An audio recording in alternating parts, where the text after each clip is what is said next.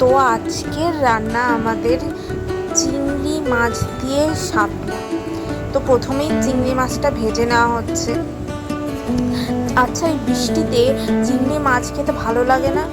এই বৃষ্টিতে চিংড়ি মাছ কিন্তু মাস্ট, খেতেই হবে।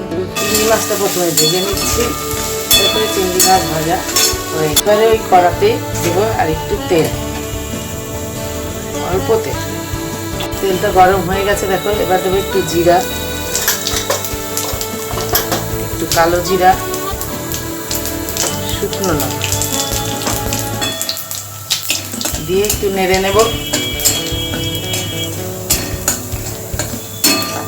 হয়ে গেছে। এবার দিলাম শাপলাটা,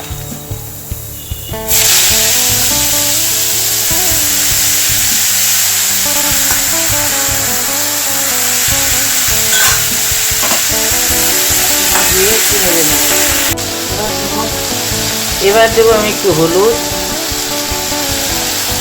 একটু জিরা,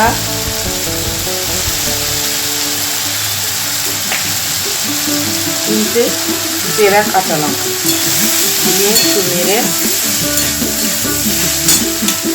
মাছটা নেড়ে। এবার একটু আদা বাটা আর একটু সামান্য জল দিয়ে নাড়ব। তো দেখতেই পাচ্ছ, এরকম মানে মাখো মাখো টাইপস হয়ে গেলে তখনই বুঝতে হবে যে হ্যাঁ কষে গেছে। বন্ধুরা, তোমাদের যদি ভালো লেগে থাকে সাবস্ক্রাইব করতে ভুলো না কিন্তু। আর এরকম কষে গেলে একটু চিনি দিয়ে আমরা নামিয়ে দেবো। এটাকে স্বাদ মতো চিনি দিলেই হয়ে যাবে মোটামুটি। এই যে আমাদের হয়ে গেছে চিংড়ি মাছ দিয়ে শাপলা। তোমরা দেখতেই পাচ্ছ কি সুন্দর লাল লাল হয়ে উঠেছে।